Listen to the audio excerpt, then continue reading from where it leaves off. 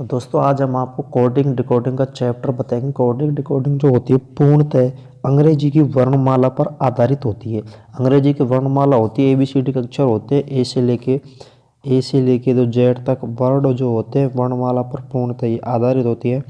अब वर्णमाला में जो अक्षर होते हैं दोस्तों वो होते हैं 26।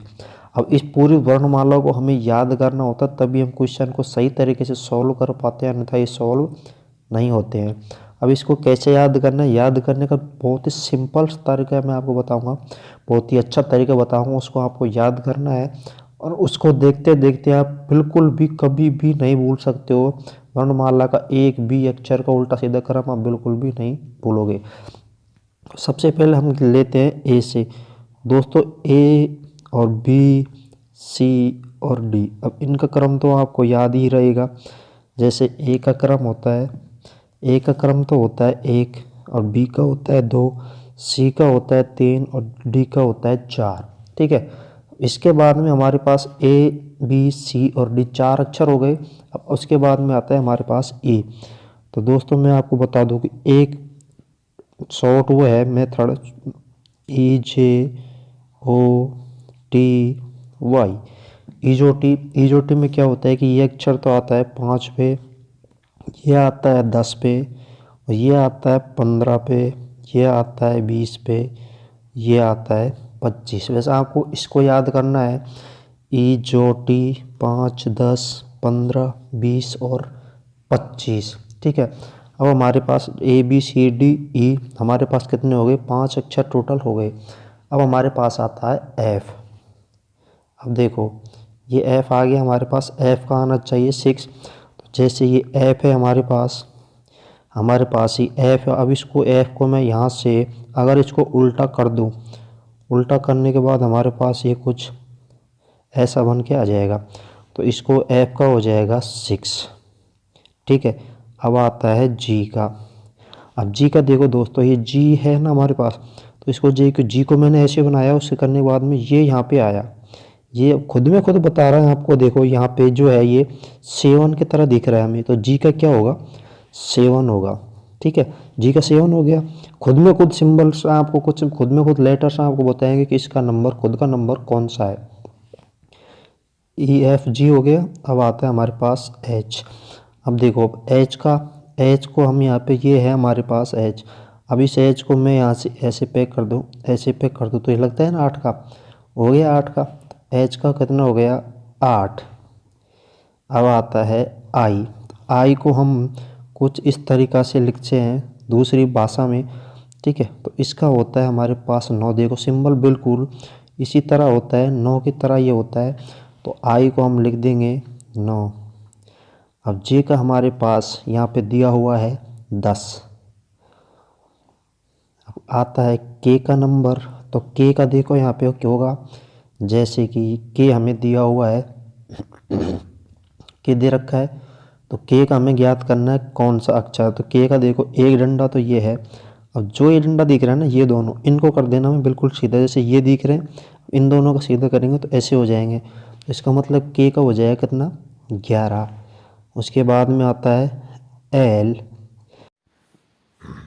अब देखो अगला अक्षर जो है हमारे पास, अगला अक्षर है दोस्तों L।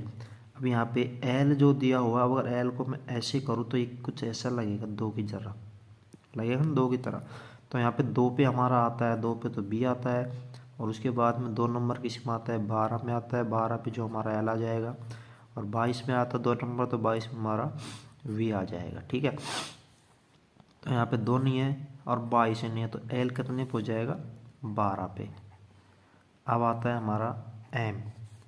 अगर M दोस्तों हमारे पास है, तो अगर इसमें उल्टा करो, यानी कि क्लॉकवाइज डायरेक्शन में इसको घुमाऊँ मैं, तो ये कुछ ऐसे दिखेगा ना। तो ये कैसा लग रहा है, 3 की तरह लग रहा है। तो 3 पे यहाँ पे अभी एक तो हमारा आता है C, एक 13 पे आता है जो M आ जाएगा, और एक 3 किस में आता है, 23 में आता है। 23 पे क्या आता है, W। तो 23 है नहीं, हमें यहाँ पे क्या लेना है, M। तो हमारा M कितना हो गया, 13।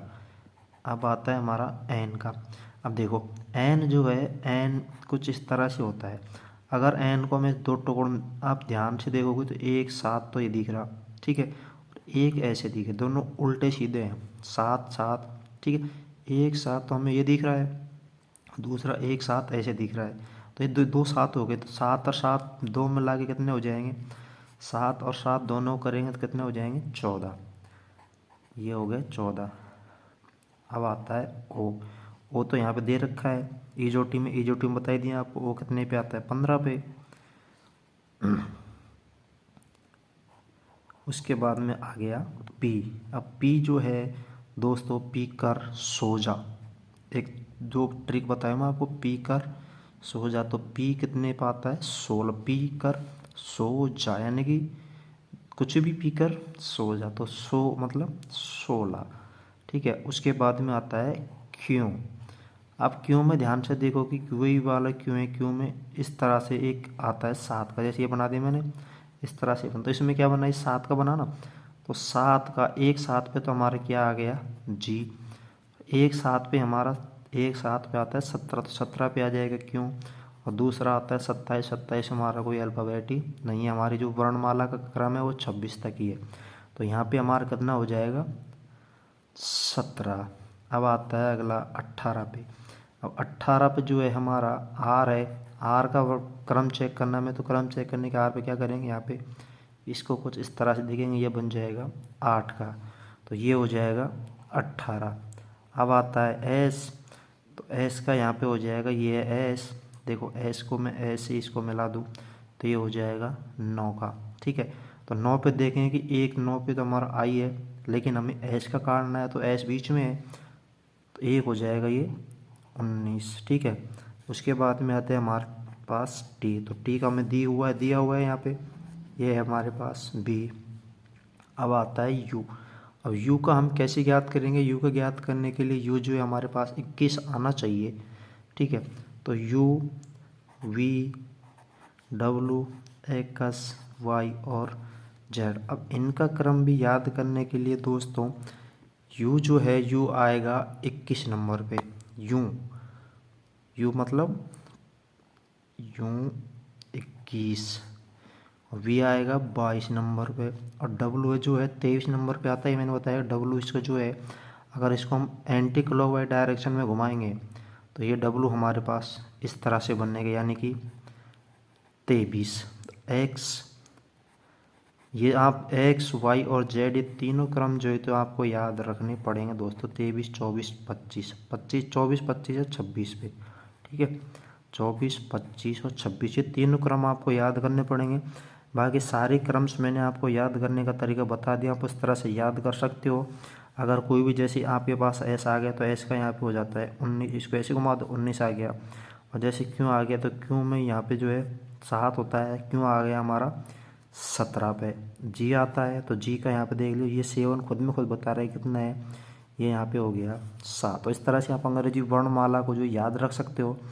अगले चैप्टर में आप अगली वीडियो में बताएंगे अंग्रेजी वर्णमाला के जो अपोजिट यानी कि उल्टा क्रम जो है उसको कैसे याद रखते हैं, एक लव स्टोरी के माध्यम से मैं आपको बताऊंगा। उल्टा क्रम भी आपको याद रखना ज़रूरी है, सीधा क्रम भी आपको याद रखना ज़रूरी है, कौन से नंबर पे कौन सा वर्ड आ रहा है वो आपको याद रखना ज़रूरी है, तभी जाके आप कोडिंग डिकोडिंग को सही तरीक़ा से सॉल्व कर पाओगे।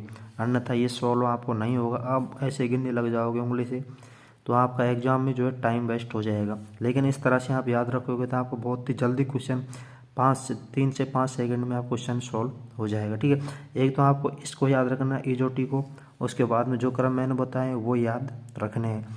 तो आज की वीडियो में इतना ही मिलेंगे नेक्स्ट वीडियो में कोडिंग डिकोडिंग के साथ ही।